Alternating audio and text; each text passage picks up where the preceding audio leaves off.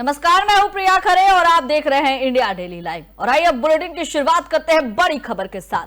दिल्ली में bomb blast मामले में बड़ी खबर सामने आई है।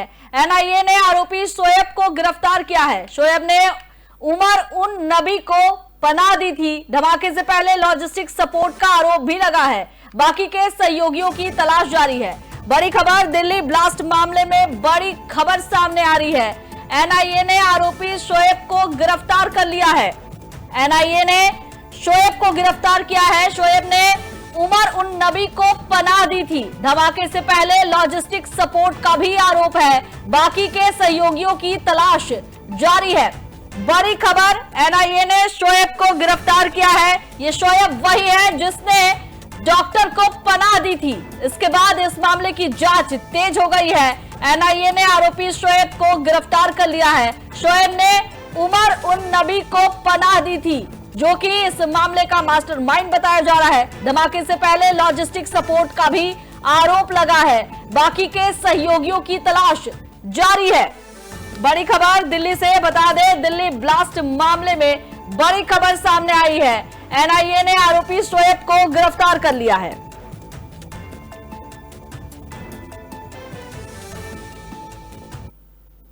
और संविधान दिवस समारोह के दौरान राष्ट्रपति द्रौपदी मुर्मू ने कहा कि आर्टिकल 370 के प्रावधानों को खत्म कर देश को एक घमंडी राजनीतिक बाधा से मुक्ति मिली है। नारी शक्ति के जरिए महिलाओं के नेतृत्व में विकास शुरू होगा। मुझे विश्वास है कि हमारे संसद के दिशा जो निर्देश है, उससे भारत को विकसित राष्ट्र बनाने के संकल्प को अवश्य सिद्ध किया जाएगा। और इसी विश्वास के साथ मैं सभी माननीय सदस्यों को संविधान दिवस की फिर से बधाई देती हूं। सभी देशवासियों के स्वर्णिम भविष्य की कामना करती हूं। इस दौरान राष्ट्रपति ने यह भी कहा कि आने वाले कालखंड से जो विभिन्न संविधानों और लोकतंत्रों का तुलनात्मक अध्ययन किया जाएगा, तो भारतीय लोकतंत्र और संविधान का विवरण स्वर्ण अक्षरों में लिखा जाएगा। आप सभी सदस्यगण हमारे संविधान और लोकतंत्र की गौरवशाली परंपरा के संभाग भी हैं, निर्माता भी हैं और साक्षी भी हैं। संसद ने हमारी बहनों बेटियों के सशक्तिकरण और सामाजिक न्याय की दिशा में ऐतिहासिक कदम उठाए हैं। देश के आर्थिक एकीकरण के लिए स्वाधीनता के बाद का सबसे बड़ा टैक्स सुधार गुड्स एंड सर्विसेज टैक्स के रूप में किया गया है। आर्टिकल 370 के प्रावधानों को निरस्त करके देश के समग्र राजनैतिक एकीकरण के मार्ग में बाधक बने हुए अवरोध को दूर किया गया। नारी शक्ति बंधन अधिनियम द्वारा वुमेन लीड डेवलपमेंट के एक नए युग आरंभ होगा। नारी शक्ति अर्थात मातृशक्ति के बंधन का हमारे संस्कृति में अत्यंत महत्वपूर्ण स्थान रहा है। इस वर्ष 7 नवंबर से हमारा राष्ट्रगीत वंदे मातरम की रचना के 150 वर्षों पूरी होने के उपलक्ष्य में देशव्यापी स्मरण उत्सव मनाया जा रहा है। प्रधानमंत्री नरेंद्र मोदी ने संविधान दिवस के मौके पर एक संदेश साझा किया। मोदी ने कहा कि आज हम अपने संविधान बनाने वालों को श्रद्धांजलि अर्पित करते हैं। उन्होंने संविधान की दूरदर्शिता और इसे बनाने वाली की सोच को विकसित भारत की दिशा में प्रेरणा बताया। मोदी ने कहा कि हमारा संविधान इंसानी सम्मान, बराबरी और आजादी की सर्वोच्च महत्व इसे देता है। साथ ही हमें अधिकारों के साथ साथ नागरिक के कर्तव्यों की याद भी दिलाता है। प्रधानमंत्री ने नागरिकों से अपने कर्तव्यों का पालन करने और लोकतंत्र की मजबूती के लिए काम करने की अपील की। उन्होंने कहा कि आइए हम अपने कामों से संवैधानिक मूल्यों को मजबूत करने का वादा दोहराएं। आगामी एमसीडी उपचुनाव को ध्यान में रखते हुए सुरक्षा बढ़ा दी गई है। पुलिस ने दिल्ली के ओखला इलाके में विशेष पेट्रोलिंग के दौरान छापेमारी की और इस दौरान 108 बोतल गैर कानूनी शराब जब्त की गई। अधिकारियों का कहना है कि इस कार्रवाई से अवैध शराब की बिक्री पर रोक लगेगी। इलाके में पुलिस की निगरानी लगातार बढ़ाई जा रही है। आगामी चुनाव में शांति और कानून व्यवस्था बनाए रखने के लिए ये कदम बेहद ही अहम बताया जा रहा है। जांच जारी है और पुलिस ने संभावित तस्करों की पहचान के लिए अब जरूरी कदम उठाने शुरू कर दिए हैं। दिल्ली के पटेल नगर इलाके से एक बड़ी खबर सामने आ रही है, जहां पुलिस और कुख्यात क्रिमिनल महताब के बीच मुठभेड़ हुई है। दोनों तरफ से फायरिंग हुई और माहौल कुछ देर तक तनावपूर्ण बना रहा। महताब, जो एक मर्डर केस में वांटेड था, इस एनकाउंटर के दौरान गोली लगने से घायल हो गया। घायल अवस्था में उसे तुरंत ही पास के अस्पताल में भर्ती कराया गया। पुलिस का कहना है कि महताब लंबे समय से फरार चल रहा था और उस पर कई गंभीर आरोप दर्ज है। फिलहाल इलाके में सुरक्षा बढ़ा दी गई है ताकि हालात पूरी तरह से नियंत्रण में रहे। इस मामले में और भी जानकारी का इंतजार है। बता दें कि पुलिस और अपराधी के बीच मुठभेड़ हुई है और इस मुठभेड़ के दौरान क्रिमिनल घायल हो गया है। और आज 26/11 मुंबई हमलों की 17वीं बरसी पर गेटवे ऑफ इंडिया में श्रद्धांजलि कार्यक्रम आयोजित किया गया। मौके पर शहीदों को याद करते हुए भावपूर्ण सम्मान अर्पित किया गया। कार्यक्रम में महाराष्ट्र के मुख्यमंत्री देवेंद्र फडणवीस ने आतंकी हमले में शहीद हुए वीरों को श्रद्धांजलि दी। राज्य के मंत्री आशीष शेलार और मंगल प्रभात लोढ़ा भी उपस्थित रहे और उन्होंने पीड़ितों और शहीद परिवारों के प्रति संवेदना व्यक्त की। 26/11 का दर्द आज भी मुंबई की यादों में ताजा है और शहर अपने वीरों के साहस को सलाम करता है। सुरक्षा बलों और नागरिकों ने भी इस मौके पर मौन रखकर श्रद्धांजलि दी। मुंबई आज एक बार फिर अपने उन शहीदों को नमन कर रहा है जिन्होंने देश की रक्षा में अपने प्राणों को न्यौछावर किया था।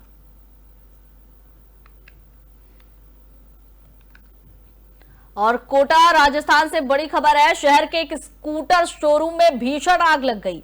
आग की वजह से शोरूम और उसमें रखी कई स्कूटर्स को नुकसान पहुंचा है। दमकल विभाग ने मौके पर तुरंत पहुंचकर आग पर काबू पाने की कोशिश शुरू कर दी है।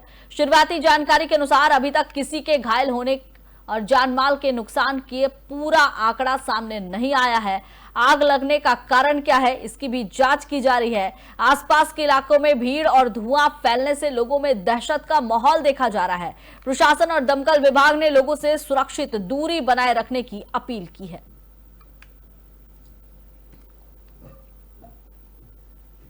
और चंडीगढ़ में सीनेट चुनाव की तुरंत सूचना देने की मांग को लेकर स्टूडेंट्स ग्रुप के बंद के आह्वान के बाद पंजाब यूनिवर्सिटी कैंपस में तनाव बढ़ गया है। इस स्थिति को देखते हुए यूनिवर्सिटी के 26 नवंबर को यूनिवर्सिटी ने छुट्टी घोषित कर दी है और परीक्षाओं को भी टाल दिया है। चंडीगढ़ पुलिस ने सुरक्षा कड़ी कर दी है और विशेष रूप से गेट नंबर 1 जैसे एंट्री पॉइंट्स पर भारी पुलिस और पैरामिलिट्री तैनात कर दी गई है। एसएसपी चंडीगढ़ कमरदीप कौर ने सुरक्षा व्यवस्था का जायजा लिया। अधिकारियों का कहना है कि फिलहाल हालात नियंत्रण में है, लेकिन किसी भी अप्रिय घटना से बचने के लिए निगरानी जारी रहेगी। छात्रों और स्टाफ से भी प्रशासन ने संयम बनाने रखने की अपील की है। यूनिवर्सिटी प्रशासन और पुलिस मिलकर शांति बनाए रखने के लिए हर संभव कदम उठा रही है।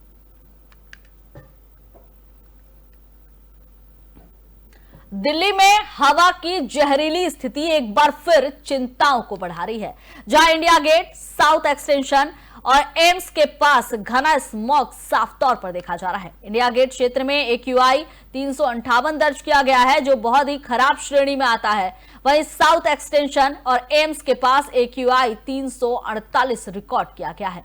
स्थिति को ये और भी गंभीर बना रहा है। जहरीली हवा के चलते विजिबिलिटी प्रभावित है और लोगों को सांस लेने में दिक्कतों की शिकायतें बढ़ रही है। विशेषज्ञों ने बुजुर्गों और बच्चों, अस्थमा रोगियों को बाहर कम निकलने की सलाह दी है।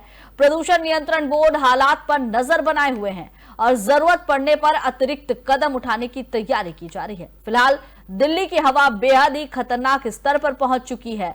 राहत की कोई उम्मीद नजर नहीं आ रही है।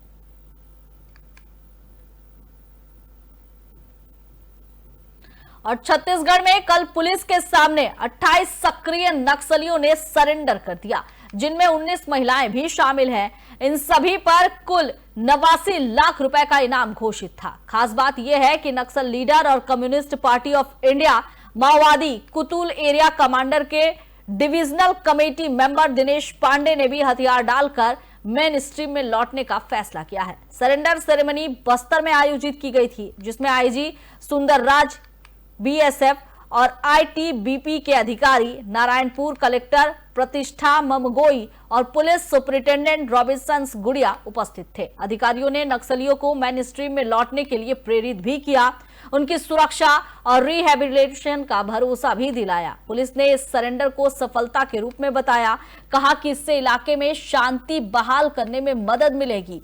बस्तर के लोगों ने भी इस कदम का स्वागत किया और उम्मीद जताई कि क्षेत्र में विकास और सुरक्षा इससे और भी मजबूत होगी।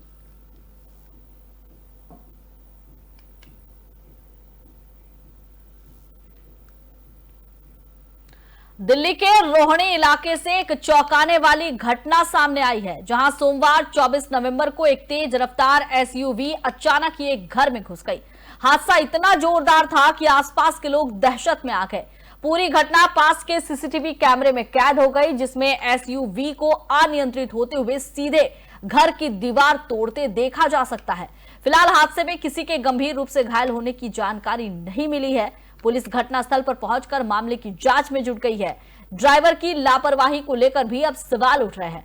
इलाके में सुरक्षा और ट्रैफिक नियंत्रण को लेकर लोग नाराजगी जताते हुए नजर आ रहे हैं। और लखीमपुर खीरी से एक दर्दनाक सड़क हादसे की खबर सामने आई है, जहां ढकेरवा गिरजापुरी हाईवे पर तेज रफ्तार ऑल्टो कार अनियंत्रित होकर शारदा नहर में गिर गई। इस भीषण हादसे में 5 लोगों की मौके पर ही मौत हो गई, जबकि कार चालक गंभीर रूप से घायल हो गया। सभी लोग शादी समारोह से वापस लौट रहे थे जब यह दुर्घटना हुई। घटना के बाद स्थानीय ग्रामीण तुरंत मदद के लिए पहुंचे। पड़ुआ थाना पुलिस ने ग्रामीणों की सहायता से कार को नहर से बाहर निकलवाया और शवों को बरामद किया। घायल चालक को सीएचसी रमिया बेहड़ी में भर्ती करवाया गया है, जहां उसका इलाज जारी है। इलाके में इस घटना से मातम का माहौल है। पुलिस मामले की जांच कर रही है।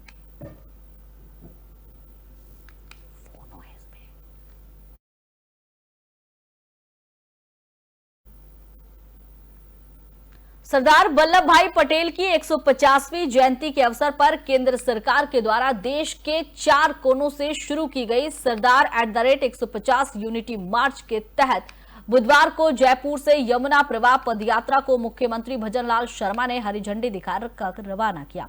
अमर जवान ज्योति शहीद स्मारक से शुरू हुई इस यात्रा में राजस्थान सहित 8 राज्यों के यात्री शामिल है। कार्यक्रम में सांसद मंजू शर्मा, विधायक कालीचरण सराफ, बाल मुकुंदाचार्य, गोपाल शर्मा, प्रदेश भाजपा अध्यक्ष मदन राठौर सहित कई वरिष्ठ नेता और कार्यकर्ता मौजूद रहे। मुख्यमंत्री ने यात्रियों को संबोधित करते हुए सरदार पटेल के राष्ट्रीय एकीकरण में योगदान को याद किया और कहा कि वे यात्राएं देश में एकता, अखंडता का संदेश लेकर जा रही है। मित्रों, आज आप देख रहे हैं एक ऐसे व्यक्तित्व को जिन्होंने अपने संघर्ष, अपनी दृढ़ इच्छा के साथ देश को एकता के सूत्र में बांधने का काम किया। आज हम देश के यशस्वी प्रधानमंत्री नरेंद्र मोदी जी के नेतृत्व में ऐसे लौह पुरुष सरदार वल्लभ भाई पटेल की 150वीं जयंती मना रहे हैं। इस अवसर पर आयोजित इस यूनिटी मार्च में आप सभी आए हैं, इसके लिए मैं आपका अभिनंदन करता हूं। और आपसे यह भी मैं कहना चाहता हूं कि सरदार पटेल ने अपनी दूरदर्शी सोच, साहसी निर्णयों से भारत को एक करने का जो अद्भुत कार्य किया, वह हमेशा याद किया जाएगा। माननीय प्रधानमंत्री नरेंद्र मोदी जी के आह्वान पर आप देख रहे हैं कि आप जिन लोगों ने कभी ऐसे आजादी के दीवाने, जिनका आजादी की लड़ाई में कितना बड़ा संघर्ष रहा, कभी उन लोगों ने याद नहीं किया। लेकिन देश के यशस्वी प्रधानमंत्री नरेंद्र मोदी जी ने इस उपलक्ष्य पर सरदार यूनिटी मार्च भी पूरे देश में किया गया है। आज इस मार्च के अंतर्गत यमुना प्रवाह की बस यात्रा का आयोजन यहां से हो रहा है। यात्रा में राजस्थान, हरियाणा, उत्तर प्रदेश और मध्य प्रदेश के युवा इसमें भाग ले रहे हैं।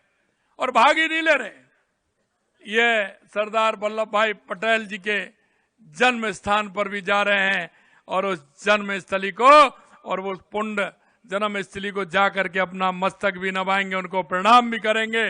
जो ऐसा व्यक्तित्व उन्होंने दिया है। यह यात्रा केवल एक कार्यक्रम नहीं है, यह हमारे युवाओं के लिए सरदार पटेल जी के जीवन, उनके संघर्ष और उनकी देशभक्ति का करीबी से जानने का अवसर है। मित्रों, एआईएडीएमके से निकाले गए नेता के सेंगोटियन ने चेन्नई में विधानसभा स्पीकर एम अप्पावू को एमएलए के तौर पर अपना इस्तीफा दे दिया है। दरअसल सेंगोटियन को पार्टी नीतियां और निर्देशों का उल्लंघन करने के आरोप लगाकर पार्टी से निष्कासित कर दिया गया था। जानकारी के अनुसार उन्होंने अपना विधायक पद से इस्तीफा भी दे दिया है और इसे उन्होंने विधानसभा स्पीकर को भेजा है। ये कदम तमिलनाडु की सियासत में एक बड़े बदलाव की ओर इशारा कर रहा है, क्योंकि सेंगोटियन लंबे समय से राजनीति में सक्रिय रहे हैं और राय है कि उनके इस निर्णय से अब नई राजनीतिक सफर की शुरुआत हो सकती है।